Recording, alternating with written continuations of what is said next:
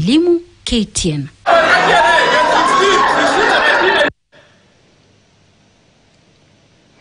Na Raila Odinga aliyeingia kimya cha milele alikuwa na sifa za kuangusha miamba angali hai. Sifa zilitanda kote Afrika na kumfanya pendwe na wote. Hii taarifa inaangazia baadhi tu ya hatua zake barani humu na jinsi sera na siasa zake ziliwafanya wengi kufuata nyayo zake, huku Umoja wa Afrika ukimiminia majukumu ya kidiplomasia.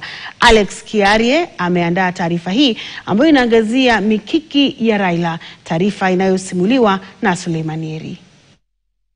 Mwishoni mwa mwaka 2007 kabla ya kuingia mwaka 2008, Kenya ilikuwa inateketea, vurugu zikitapakaa kila pembe, wananchi wakihama makwao, msimamo mikali ya siasa ikitawala, matokeo ya uchaguzi yakiibua ushindani.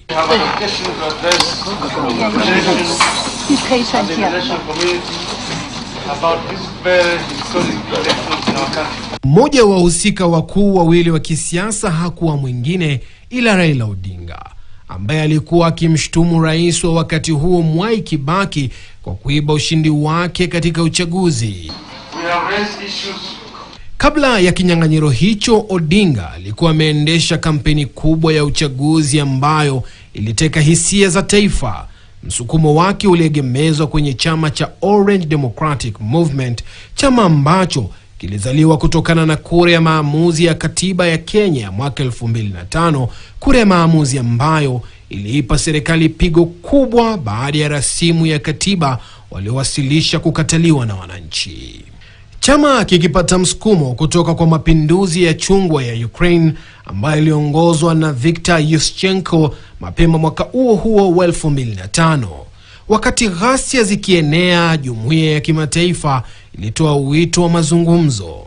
Kilele cha mazungumzo hayo ilikuwa salamu ya kheri, makubaliano yaliyoafikiwa kupitia mazungumzo yaliyoongozwa na aliyekuwa katibu mkuu wa Umoja wa Mataifa Kofi Annan. Kutokana na hili, Kenya ilipata waziri mkuu wake wa pili tangu uhuru, ambaye umaarufu wake uliongezeka kote nchini. Raila Amolo Odinga, in full realization of the high calling as the Prime Minister of the Republic of Kenya. Wimbi la Raila likitikisa kote Uganda, Tanzania, Rwanda na hata Afrika Kusini. Alisifiwa kama mtetezi wa Afrika ambaye sera zake za kisiasa ziliwakilisha mwamko mpya wa demokrasia. Msukumo huo wa Raila ukichochea athari nchini Zimbabwe, ambapo kiongozi mwingine wa upinzani alichipuka. Chama cha Morgan Tsvangirai cha Movement for Democratic Change kikivuruga chama tawala cha ZANU-PF chini ya mwanzilishi wake Robert Gabriel Mugabe. Tsvangirai alipata 47.8% ya kura, akimshinda Mugabe aliyepata 43.2% ya kura hizo. Mugabe asikubali pigo hilo la kisiasa, akianzisha kampeni kali dhidi ya wafuasi wa MDC na Tsvangirai. Makubaliano ya kugawanya madaraka yaliyosimamiwa na rais wa wakati huo wa Afrika Kusini Thabo Mbeki yalimuona Tsvangirai pia kuwa waziri mkuu wa Zimbabwe, akipitia njia aliyoitumia Raila, ambaye pia alikuwa rafiki yake wa karibu. Tsvangirai alifariki mwaka 2016. Mnamo Machi mwaka 2011, Cote d'Ivoire ililipuka. Rais Laurent Gbagbo alishindwa katika uchaguzi wa urais kwa mpinzani wake wa muda mrefu Alassane Ouattara, lakini hakutaka kukabidhi madaraka. Kilichoanza na ghasia za hapa na pale kati ya wafuasi wa Ouattara na maafisa wa usalama wa serikali na wanamgambo kilikuwa kikizidi kuwa kibaya zaidi. Muungano wa Afrika ulimtuma Raila Odinga kama mjumbe wake maalum ili kupatanisha mgogoro huo. Juhudi za Raila za kupatanisha pande hizo mbili zilifeli, licha Umoja wa Mataifa, Ufaransa na jumuiya nyingine za kimataifa kumuunga mkono Ouattara. It was useful. It's been a friendly discussion. Mnamo tarehe 11 Aprili mwaka 2011, Gbagbo alikamatwa na waasi wakisaidiwa na wanajeshi wa Ufaransa. Raila alijaribu lakini alishindwa katika mzozo ambao ulikuwa na utata kiasi cha kuasha taifa ambalo lilikuwa linajikwamua kutoka kwa vita vingine vya wenyewe kwa wenyewe. Wakati Ivory Coast ikihangaika kupona vidonda vya mzozo huo, Raila Odinga angeshindwa katika uchaguzi wa urais wa mwaka 2013 nchini Kenya, lakini asikomeshe mapambano yake ya kisiasa. Katika kura ya mwaka 2017 alipinga matokeo ya uchaguzi kupitia mahakama. Hii ilisababisha kufutwa kwa uchaguzi uamuzi uliotolewa na mahakama ya upeo.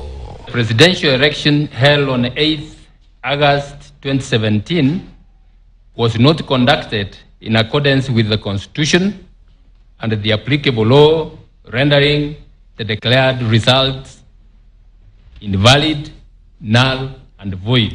Tamko hili liliweka Kenya katika mwanga wa kimataifa na kuiweka kama ngome ya demokrasia, kielelezo cha haki katika uchaguzi na nguzo ya uhuru wa mahakama, uamuzi wa kwanza kuonekana barani Afrika.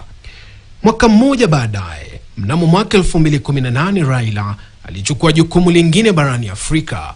Aliteuliwa kuwa mwakilishi mkuu wa Muungano wa Afrika kwa miundombinu, jukumu alilolitekeleza hadi mwaka 2023.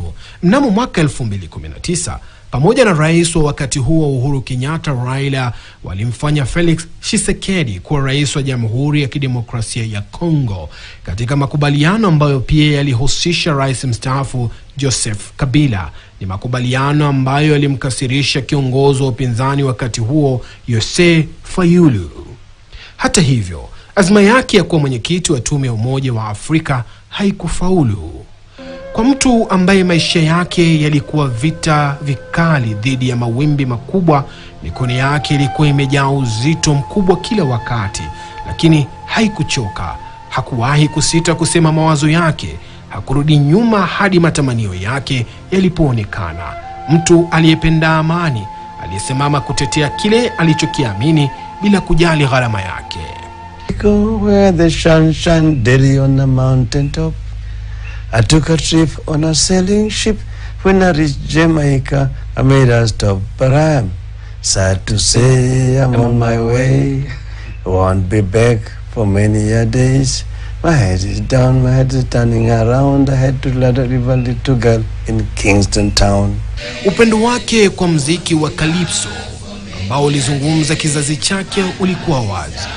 Jamaican Farewell, utunzi wa marehemu Harry Belafonte, ulikuwa ni wimbo ambao daima ulikaa kwenye kinywa chake.